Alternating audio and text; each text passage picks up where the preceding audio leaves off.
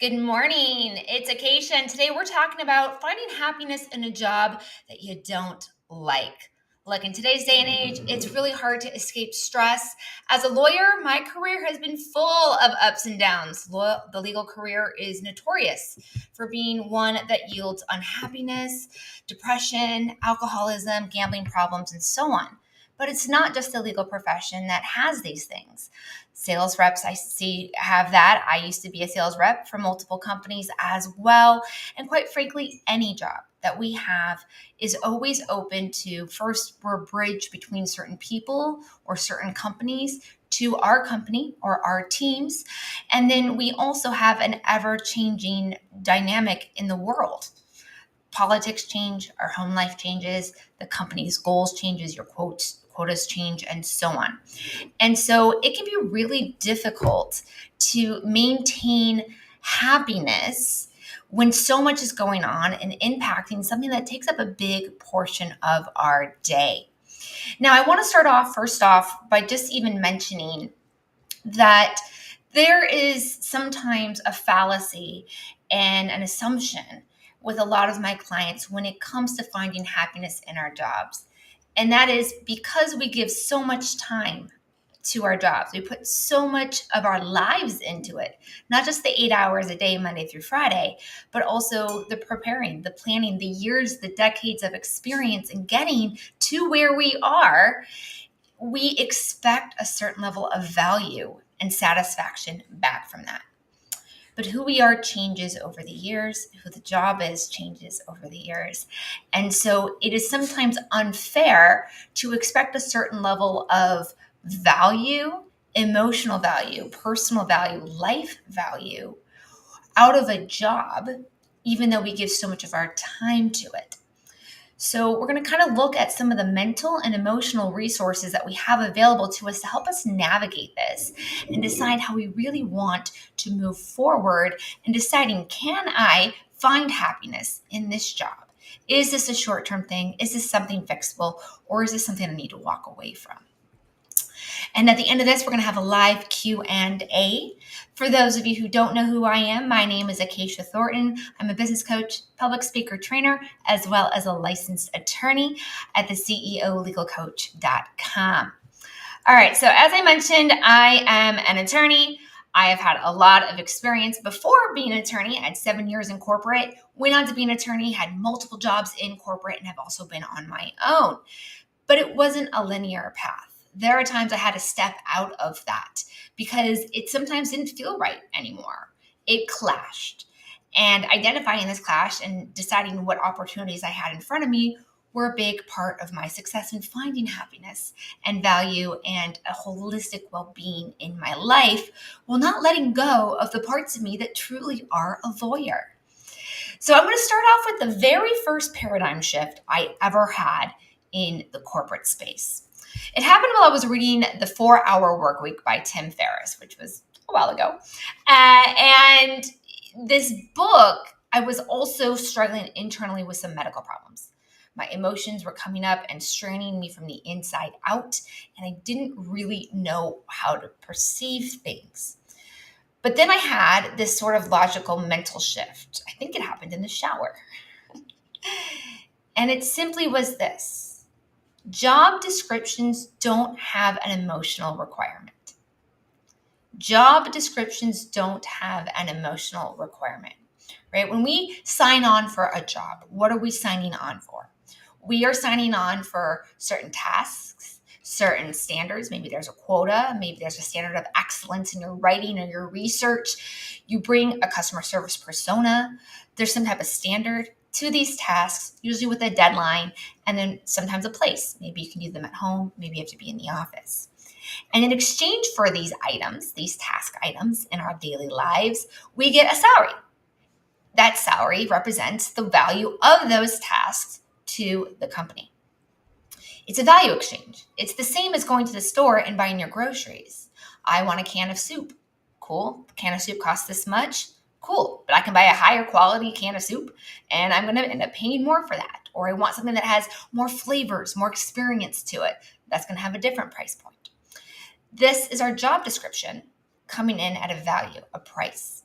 right? That is the exchange that's happening. We get money for doing certain tasks a certain way on a certain timeline. What's not included in that job description is how you have to go about it mentally and emotionally. An example would be, for me, redlining, getting a new contract used to excite me. I would be so excited because I would go in there, tear it up, find what's wrong with it. This is awesome. Look at my brain go. I had so much fun. But then when I would get onto the negotiations part, I could feel my stomach tense up. I was tense from the inside, where I carried my stress, where I would start to have digestive problems because I was always holding and carrying stress in my stomach. And I'm realizing it's coming in from this negotiation standpoint. Like, what is it about the negotiation part? Because all negotiations are is that back and forth red lines at that phase of my career. So what about step one am I loving that when we get to step two, I suddenly don't like it? It's the same process. And I realized that from the inside out, it was starting to feel like I had certain standards from within I had to meet. It felt like my parents were yelling at me, scolding me, criticizing me. You remember when in school, if your teacher wrote with red pen on something, you'd be like, oh, it's wrong, just flashing at you, wrong, you did it wrong, failure. And these were the messages that were subconsciously built into my system. I was an overachiever in grade school and into college, honors kid, all these things, perfection. And then when I would get a red line back, it'd steadily be poked at, triggered. And so I was having this stress and this tension, and I put this mental pressure on myself. I was like, I got to get this right. I've got to get this right. I need to get that A. I need to get it 100% on this. And so what it was not that I needed to react differently to negotiations coming in. It's not what the opposing counsel or the opposing contract coordinator wrote on the paper. Had nothing to do with that. They could have been very kind and very professional, as many people are in negotiations. Instead, it was my internal reaction. And I stopped to realize this. I was like, okay, well, I'm stressed about this. This hurts. Does my job require that? Does my job require I be perfect at my negotiations? No. That's not what the standard of excellence was where I was working. That's not what my bosses would be looking for in my work. And it's not what the company needed to be legally sound. Okay? So I'm not getting paid to be stressed. I'm getting paid to get the task done. How I go about that task mentally and emotionally is up to me. It's something that I have control over. And this started to become aware of these stressors in my day. Right? Same with opening your inbox. I know at a different job that I'd open my inbox, and sometimes I would love opening my inbox because I had amazing teams that I supported. Love them. Even not even working there anymore, I still talk to some of them. They're such great people. But there were certain people, if I'd even just see their name on the email, I'd cringe. Why? They were so mean. They were mean. But that didn't mean I had to be mean. That didn't mean I had to be scared. They can be mean and I be kind. They can be mean and I be happy. They can be mean and I be cranky. And they can be mean and I could be a mean person. My reaction is what was different. The triggers were the same. The trigger of the negotiations coming in, the trigger of the emails from somebody who stressed me out coming in wasn't going to change. That was part of my job description. What could change was seeing how I was reacting and whether or not that reaction was necessary for success. To do my job, do I need to react this way? No, I don't. So I could start to reprogram myself. I could also start to see potential opportunities to solve these. Hey, when I do my negotiations this way, it stresses me out. Okay, is there another way to do negotiations, Acacia? Why are you doing it this way? Is this the only way to make that successful? No. In fact, there were other ways to make it easier on myself. Not just less stressful and happier in a place of inner peace, but that a place where I could actually get my job done faster, easier, and happier. Whoa. And then same with the person on the other end of those emails. Person used to really stress me out. That person and I now have a great relationship where others in the company got a little jealous of it. They're like, how did you get him to respect you like that? And it was as simple as, look, I want to support you well. It is my job to support you, but I also believe in the work that you do with this company. And I sat him down and I was like, what can we do here? And I learned that there were some things going on in his personal life. His angst wasn't really at me, although he found legal to be a little bit of a blockade to getting his deals closed. But he didn't necessarily find me personally that. And so we were able to find a way to move forward. And we ended up having a great business relationship by the end of it, where we were recommending and supporting each other in front of our other colleagues. So thinking about going from recognizing that when I get this person's emails, I cringe, to how can I change how I'm approaching this mentally and emotionally? The trigger didn't change. It's my job to negotiate. It was my job to support certain people and teams and divisions in my company. That's my job description. How I go about that, how I'm reacting to it, and how I think about it, that was something within my control. And so that's the first thing that I want to recommend to people, is just first even realizing your job description does not require you react a certain way. Yes, there are corporate cultures that encourage and entice certain types of emotional reactions. I have worked in one where they criticize you if you're not in panic mode. They want you in panic mode because they feel the adrenaline rush gets more action and more activity, and working from a place of fear gets more out of their team. Okay, that's a culture situation, and that is different. That is different than I am internally reacting to something that I don't need to react that way. If there's a culture that is enforcing and encouraging a certain type of emotional response, that's different. I've also heard of law firms that they criticize you if you have a typo in an email. It's human to make errors. Now, of course, we should be proofreading things, but there's a difference between proofreading my email to the junior associate versus proofing my email to the client. There's a different standard there. There's no added value in me spending an extra 20 minutes proofing my long email to the junior associate. There's no value to the company. There's no value to me. There's no value on the bottom line for either of us. But to the client, that's different. That is worth taking the time to proofread and do that well. So also understanding that there aren't these absolutes when it comes to the environments we're working in. What is in our control? What isn't in our control? What really is the job description, the value exchange of my time and money, my time and my efforts for your money? What is that? What does that look like? How can we reframe that in our heads and look for opportunities to solve some of the problems? Which brings us to our second point: establishing boundaries with our colleagues. People think that boundaries mean saying no, being mean, and it's actually not the case. Boundaries are established by our behavior. They're about our respect for ourselves from the inside out. If you've ever gone on a date with somebody that really wanted to overstep, in the Me Too era, many of us have come across somebody that's really wanted what they wanted out of us, and we were like, no, that's not who I am. That's not how I work. And we find our ways doing that, particularly sometimes with emotions in a relationship, our physical bodies, how we behave and treat our friends. But then when it comes to our workplace, we suddenly feel we have to be yes people. And that's not true. Remember, there is a value exchange of your job description for the money. And it is important that you do your job. Right? You don't get to say no to do your job. You've signed up for this job.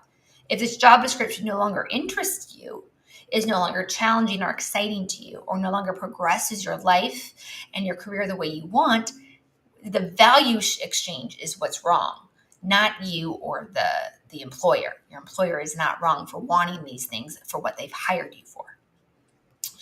But when it comes to boundaries, we do want to set them in a way that supports the job description we signed up for. An example I had is when I was a junior attorney. I reported to the director of the team, and I had my job description as well as supporting her. But then our team also had senior counsel, which would be in between her, my director, my boss, and me. And whenever possible, if I had additional bandwidth, it was my role to support the senior councils and their workload. And that meant they would sometimes come ask me, Acacia, can you handle this? And in the beginning, I was saying a lot of yes, yes, yes. I want to work on new things. I want to try new things. But as things started to get more and more busy on my plate, as I became more fluent in things and more trusted with things and my job description and how I was doing my work, more of what my job and day-to-day assignments looked like became more solidified. Acacia handles these types of things. This stuff is good for Acacia. Acacia's our subject matter expert on this. And I loved that. But it did also mean that there was less room and flexibility to be supporting senior counsel at times. There were times I had a lot of space, but then there were times I had little to no space, right? And I also have to support the director.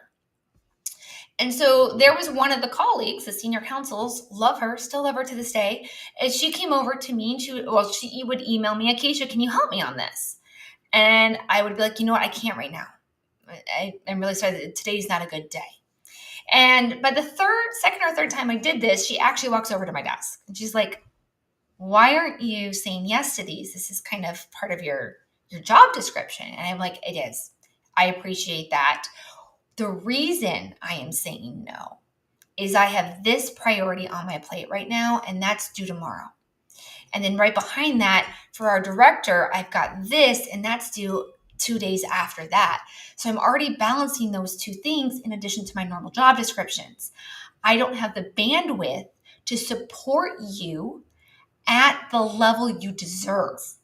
I'm not going to be able to give you quality work in the timeline you need. If you can wait these 2 days, my availability looks like it's going to open up. I'm happy to take it. But based on the deadline you communicated, I can't meet your deadline and your standard. I set this boundary with her. She understood I am doing my job. It might feel like I'm not doing my job to her because I have to say no to her assignments, but I am prioritizing my job description, the quality of my work, and how I need to prioritize tasks. And I was protecting that boundary. Because if I took her stuff on, I'd be working till 10:30 at night. I would have been exhausted. I would not have done the other two projects to good quality standards. And I would have been not achieving, instead of doing what I could do at the right level, I would have been doing everything at 60%. And I'd be at 60%. I'd be exhausted. And for what? No added value. There was nothing I was going to be getting professionally out of the added work or efforts. I have a job description within a timeline and within certain hours for a certain amount of salary. And so taking her work on didn't fit that boundary. And it wasn't just my boundary, right? It's my job description. My job description boundary comes from my boss in the company, my employer. So by saying no to one of their employees, I'm actually supporting what the company hired me to do. This boundary setting was really imperative. And it wasn't just that I said no to her to protect my integrity, my work, my quality of work.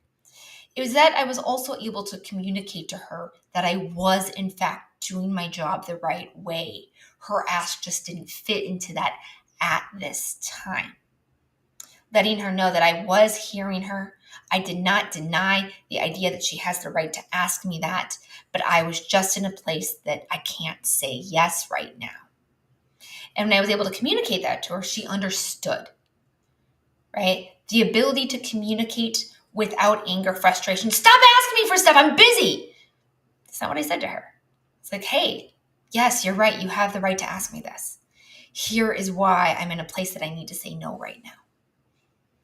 And then the next thing I did in setting those boundaries is I gave her alternatives to choose from.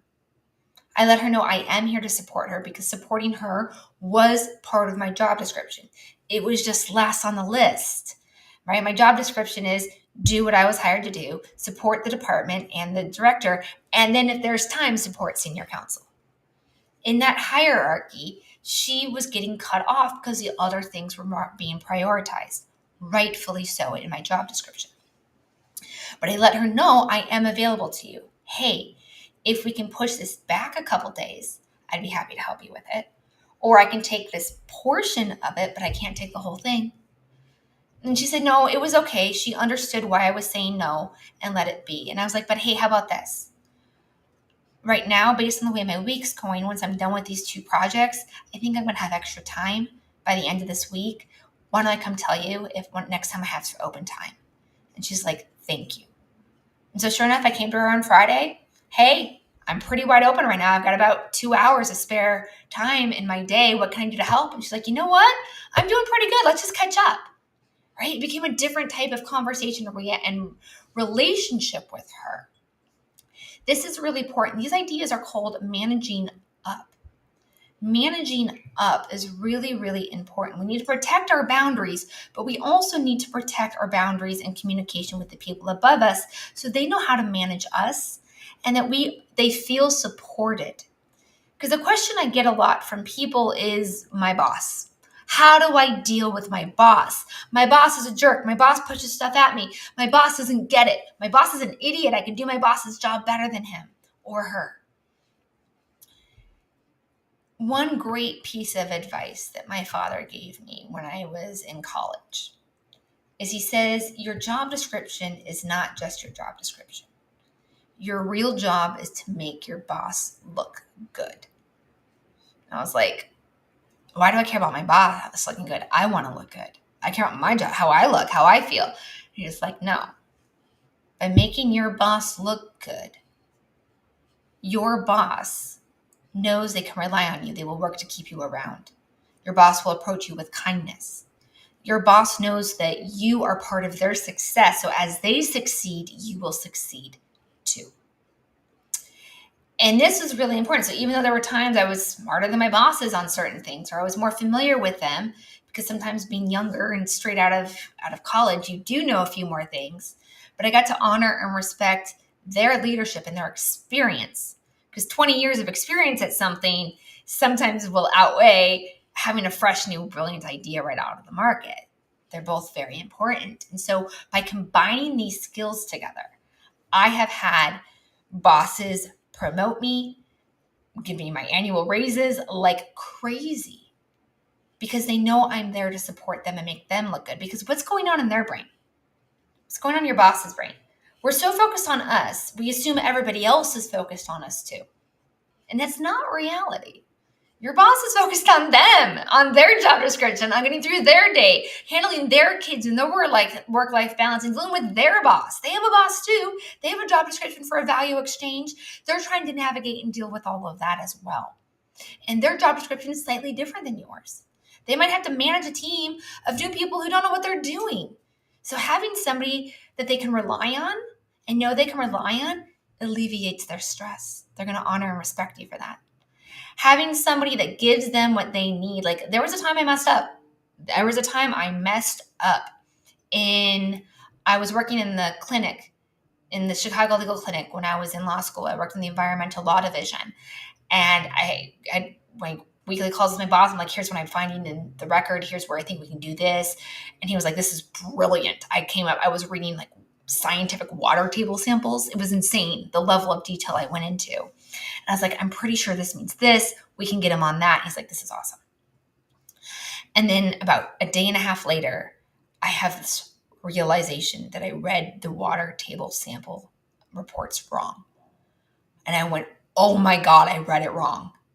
What I told my boss is not actually true. And he's about to go talk to the client.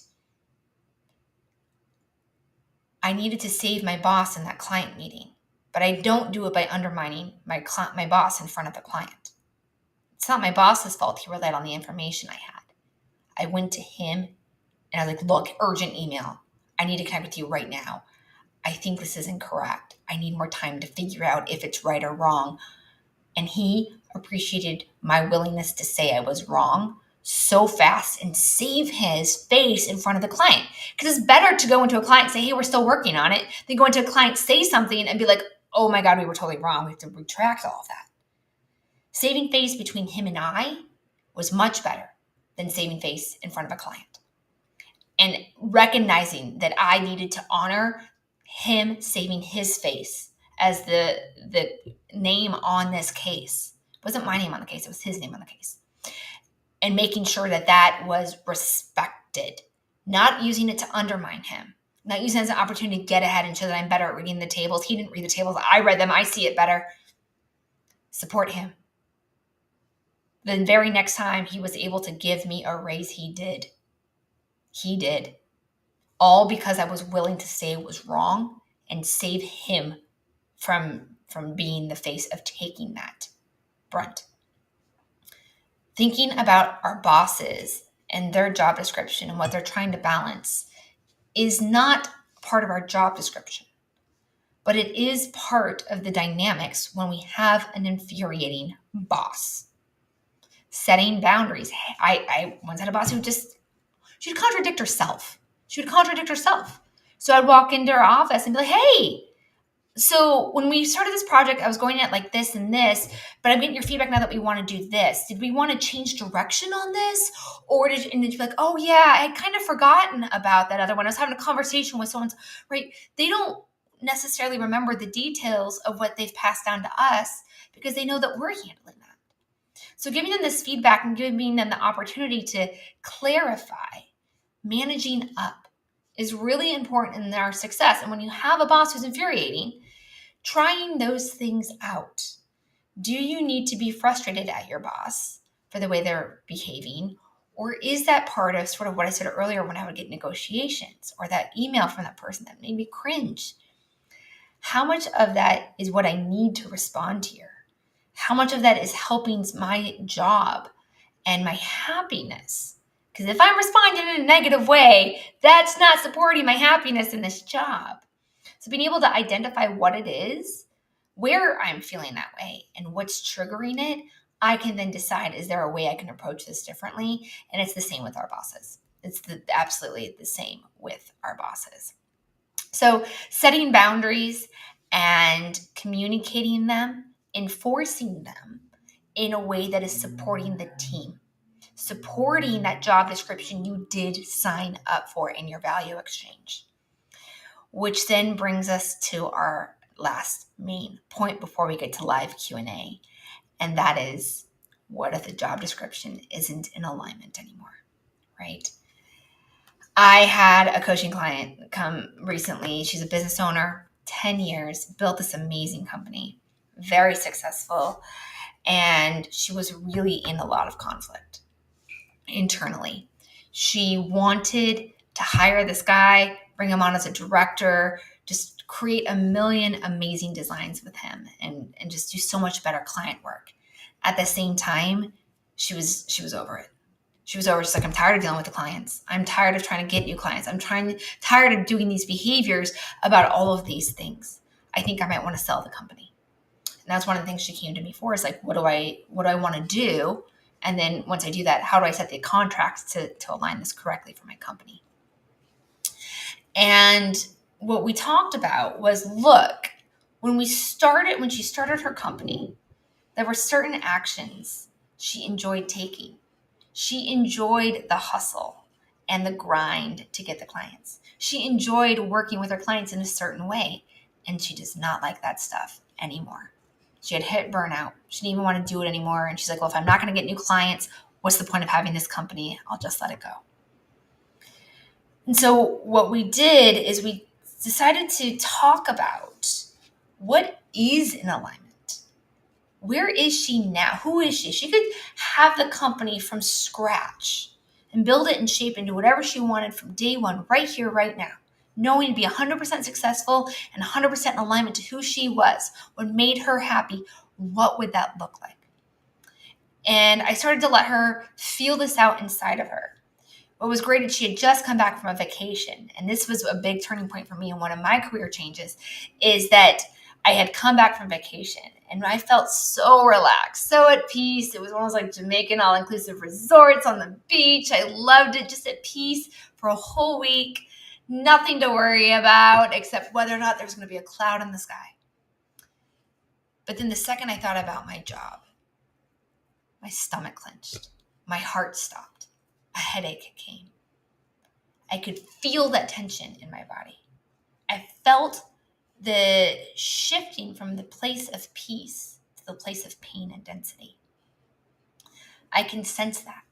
It's like, okay, so what's going on in my stomach that's triggering that pain there? What's going on in my heart and my chest area that's making me feel stressed there? Why am I having angry thoughts? What is doing this? And what was great is this is not so much about identifying those things, but I was able to see that I am in a place of peace and happiness. My job is what was throwing it off. And it was throwing it off so much that I realized that I needed more time away from it. And when I was doing this work with my client, she had just come back to it. I was like, okay, so you don't want to do the getting new clients part, right? What about that is causing stress in you? Where is that? Where are you feeling that internally? She's like, I feel as a dense pain in my lower gut. I'm like, okay. What's that emotion really telling you? What is it about getting the clients you don't want to do? Is it that you don't want new clients? She's like, no, I actually really want new clients. I love it. I don't want to take these types of actions to get them. Okay. So it wasn't about getting new clients. It was about taking these actions. Why do you think you need those actions? Well, that's how I've always gotten my clients. Well, is that the only way to get new clients? No, it's not. I can do other things. I can stop those behaviors and do these other things. I was forcing myself to do it this way because that's what had always worked before. And so we went through step-by-step layers of a company and finding out where she was in alignment and where she wasn't. And discovering that she didn't really want to let go of her company. There were things she loved. And there were things she could shift. And it was the same for me in my job at the time. I felt I needed to stop being an attorney. Being an attorney was stressful. It was the client pressures, the client billing, the standard of perfection, the not enough time. Do I know everything? I don't know what I don't know, and I'm responsible ethically and legally for this. It was so much pressure. I was like, I don't think I can be a lawyer anymore. And so I took a job that was related to the legal industry and used my legal expertise and experience, but wasn't practicing law.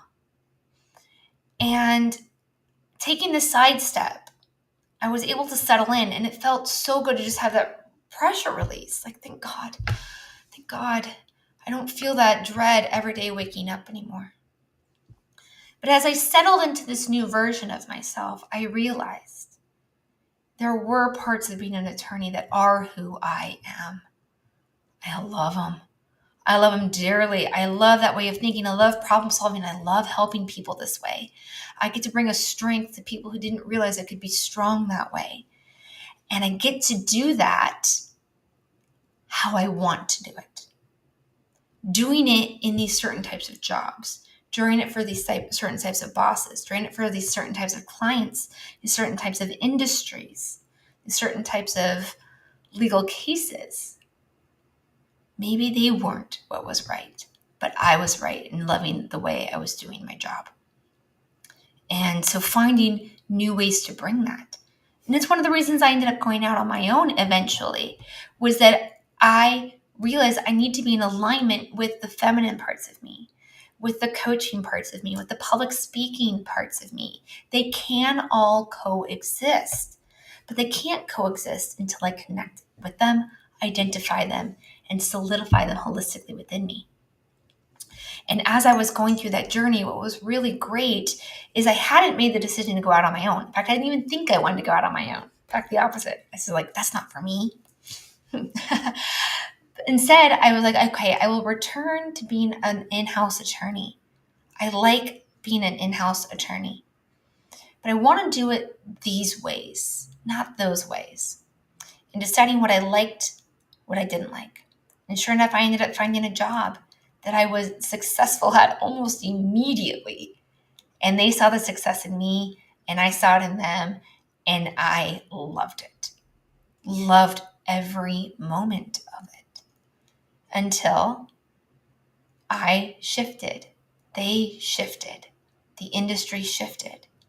Things shifted. Now, for some of you might know my background, and I was victim to an attempted mass shooting. And it was, as I went through my healing process, I was able to connect with other parts of myself and say, you know what? It is okay that I let this event change me, so long as it's changing me the way I want to go. And as I honored those changes, I needed to realize there were things about my job description, the people I was working with, the teams I was supporting, the value systems that they represented, that I could carry somewhere else, and parts I needed to let go of. And so this is my way of saying, honoring that we change as people, honoring that our bosses change as people, honoring that the industry changes. Oh my gosh, how many laws have changed? Technology changes. AI's come along. That wasn't even there 3 years ago. Come on. COVID. Life is ever dynamic and changing. And so it's not right or fair on us to expect us to be the same 5 years from now and expect our job description to play out the same way day to day 5 years from now. And it's not to expect that from our employers 5 years from now. Because what are we going to want? We're going to want promotions. We're going to want new challenges. We're going to want to grow and develop on what the experience we have over those years. And honoring this, honoring that sometimes we grow closer to our jobs, honoring that sometimes we grow closer to the people we're working with. And sometimes we grow closer to ourselves in a different way. And it's time to change and shift the people around us. It doesn't mean we have to let go of all of it, but finding what is and is not in alignment, seeing where, step one, that paradigm shift of what is in my job that's bringing me unhappiness. Can I do something about it? Do I have to react this way? Is this the only way to react? Is this the only way to get this task done? Can I make shifts within my current employment? And then next, setting boundaries to support that. Setting boundaries that support the job description. Sometimes that means saying no. Sometimes that means not checking your emails every hour. One of the things I would do is I would change the times I would check my emails. My first 2 hours of the day, I didn't check my email. Didn't check my email for the first 2 hours of the day. I would go get certain tasks done, and then I would come in and check my emails. Because there wasn't a big difference if I checked the email at 8 a.m. or 10 a.m. for a majority of things. Of course, there are certain things, certain projects, or certain people, if those emails came through, okay, need to get on that right away. But a majority of what came into my inbox didn't matter. Wasn't going to change things if I read it at 8 a.m. or 10 a.m. And then I didn't need to be attached to my email the whole day, constantly checking it. I can be like, okay, I'm going to do this task now. I'm not going to look at my email. I'm going to look at my cell phone. Do this task. Once I'm done with this task in about 40 minutes, then I can decide, do I go on to the next task or do I go check the email again? And I found myself being able to put my own boundaries with myself, which then encouraged the boundaries with others. So that's the second thing, is start setting the boundaries based on what you need to succeed and keep your happiness in the job description you have signed up for with the people you're around. And then last but not least, looking at, there does come times to give yourself permission to shift parts of you, to shift big chunks of your life, or to shift small parts of your life. We don't control what happens in our lives. When I lost my father, I went through a big grieving period and a sort of, not an identity crisis, I knew who I was, but looking at myself in ways of like, I had made some of those decisions because of his influence. Some of them were great. Some of them maybe just weren't who I was anymore. And as I grieved his loss, the loss of him, I could let go of these parts of myself as well. Now, I didn't leave my job. I loved that job. That job was amazing. I was there for many years. But I could shift how I was saying certain things or approaching certain tasks to make them into better alignment into who I was becoming. And so honoring this, honoring there's a time and a place when we're in alignment, honoring that it doesn't have to be these big snaps of all or nothing. I hate my job. Do you hate 100% of it, or is part of it really who you are and you do find joy in that? Maybe not just this way.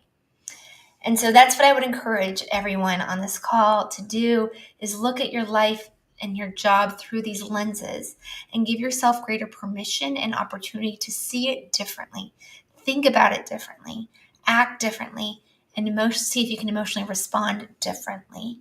And if you want, you can kind of reverse engineer it. What in this would make me happy? How do I make this moment a happy one in my job? To make this a happy one in my job, I need these boundaries. I need to not have these tasks. I need a different boss. and problem solve that direction as well. All right, let's open it up to live Q&A. I already see some have come in. Concrete steps to find a job that will make me happy. Okay. Concrete steps to find a job that will make me happy. Being honest with yourself. I was speaking with one of my colleagues, somebody on my team, and she's like, yeah, when I left the corporate world, part of me felt like a failure. Like I was failing, that I didn't succeed as that corporate success person. But what she was leaving for was something that was going to make her happy. Something that was going to bring her the joy and the satisfaction and the personal alignment that what she needed. But she felt like she was a failure for leaving the corporate world. Because there's a part of us that is ingrained to believe that is success. So identifying that success is whatever makes you happy. Success is whatever makes you happy. And you don't have to be happy with one job. We're seeing a lot more like fractional CEOs and CFOs and things like this. Okay, maybe that's what you're meant to do. Maybe you're meant to support a company at a part-time level in this way. And then go, have your hobby be the other half of your income and your salary. It doesn't have to be all or nothing. You don't have to stop being an attorney so you can go be an artist. I can become an attorney 20 hours a week and be an artist 20 hours a week. For me, I'm a public speaker as well. I'm loving public speaking. I'm giving a lot more trainings, a lot more podcasts are coming up. I love this stuff, but it does take time, which means, okay, maybe instead of 7 clients right now, I only want to have 5. Open up these other things to support the other parts of who I am. But I don't need to stop having clients and stop being a lawyer. I once felt these absolutes. There isn't an absolute. And knowing that you're going to change is okay. We don't play with the same toys we played with when we were 10, we were 20, when we were 30. We're going to be different when we're 40, when we're 50, when we're 60. I'm already 40. But, allowing yourself to change as the world around you changes. And giving yourself permission to play. It doesn't have to be perfect. All adulting is being true to yourself and paying your bills. And not, getting in trouble with the law. What does it mean to be an adult? It doesn't mean you have to have a corporate job if that's not where you are. And maybe being a successful entrepreneur doesn't mean you have to be 100% on your own. You can go get a part-time job. You can go get a full-time job. I think it was Napoleon Hill who said, one of the greatest keys to his success was that he would go and take part-time jobs or work full-time to learn certain tasks and things like that. Sometimes the best next step as an entrepreneur, as a business owner, is to go get a full-time job and learn it from someone. It doesn't have to be all or nothing. And so I'd say concrete steps to finding a job that makes you happy is being honest and truthful with yourself about what is and what is not working and why. Why? Have the difficult conversations with yourself. I feel like sometimes we don't admit to ourselves there's a duality within us, right? There's duality. I can love and hate something at the same time. I can fully love something and I can fully let something go. These phases are important to our growth and our happiness and our holistic happiness. So I would say your concrete steps are first deciding what is working, what's not, and why. Why was this making me happy? Why do I feel called to do my art?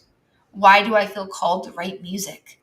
Why do I feel called to suddenly become a teacher? Connecting with these types of things and understanding the why behind them, because then we can find jobs that make sense for us, right? Maybe you're great at cold calling. Maybe you really love that. Maybe you just have such a knack for it, but you're tired of this product or you're tired of these clients, right? It's not all or nothing. It's not that you hate sales. There's a part of it you love. Just like there was a part of being a lawyer that I love and I adore, and I am definitely not ready to let go of it. I'm not sure I ever will. It's so part of who I am. But that doesn't mean I have to take on the rest of what the legal job description looks like to bring that to life holistically, because there's other things I love just as much. How can you make your boss look like a star? Yeah, right? It's not that we need to worry about them. We cannot control them, right? We cannot control their mood. can't control how they're going to react to something. We don't even know the messages they're being told by their boss. They're being told by their boss stuff, and they don't tell us all that. We assume we know everything. We don't. We do not. And let me tell you, as I've gone higher and higher in companies, there's a big gap between the knowledge of what's happening up here and down here.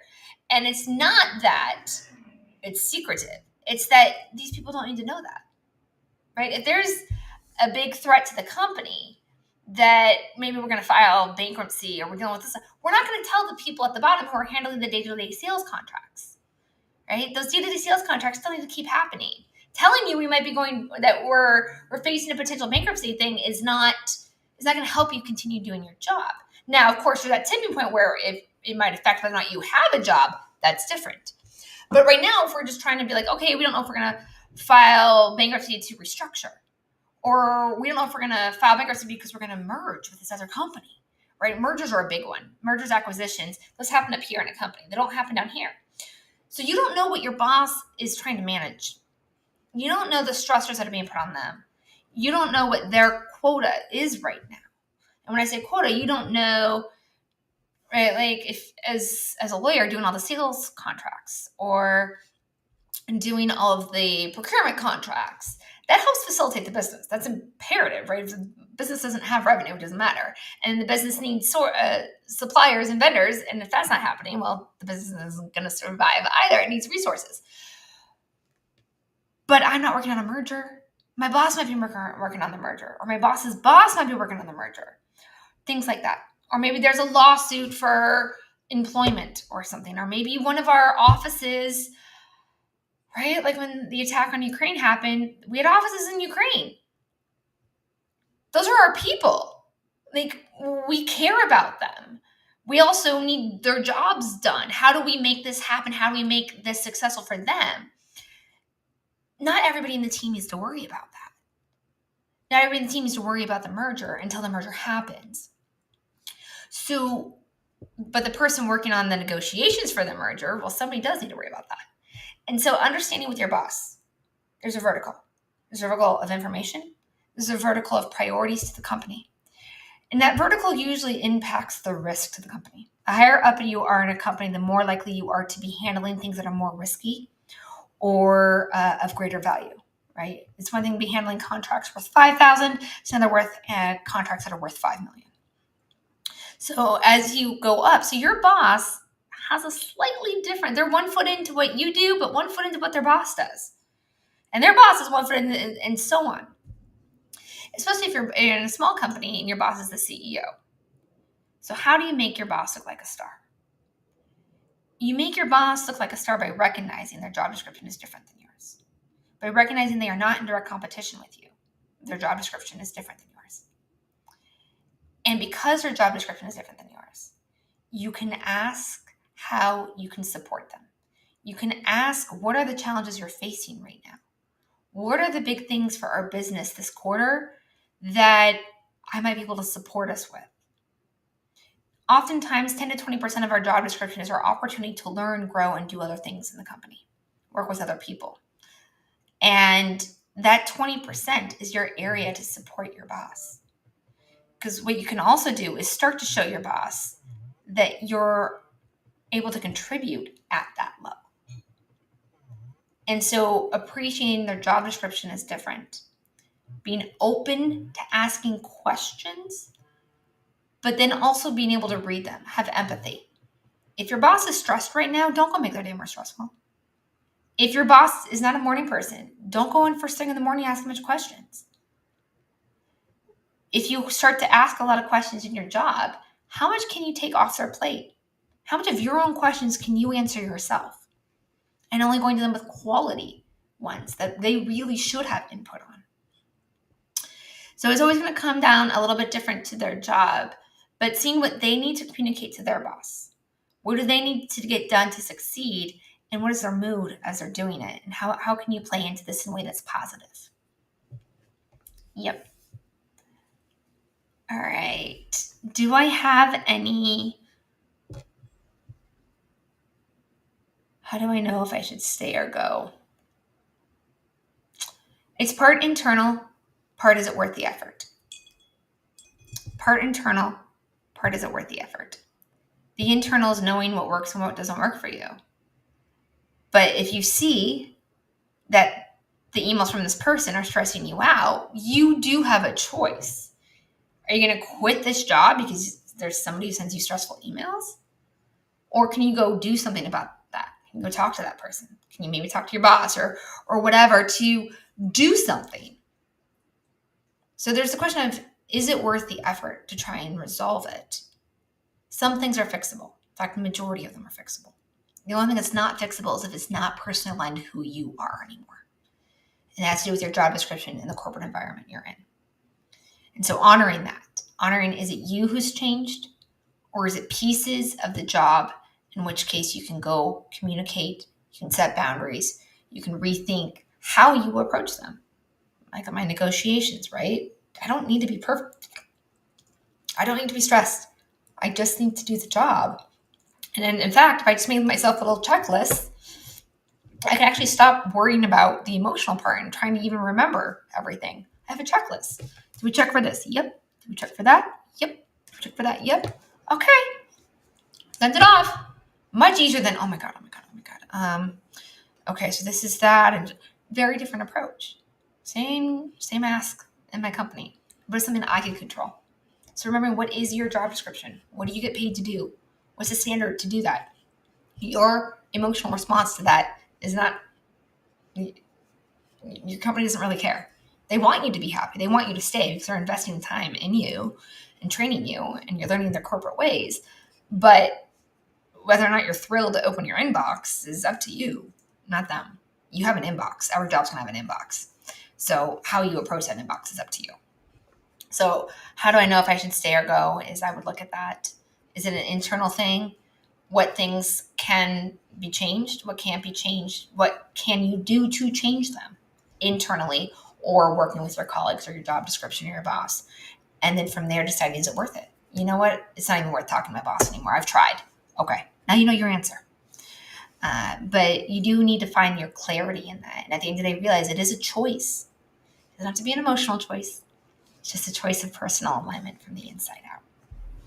So thank you all. This is Acacia Thornton, the CEO legal coach, trainer, business coach, and contracts attorney. If you need any of that, hit me up at CEOlegalcoach.com.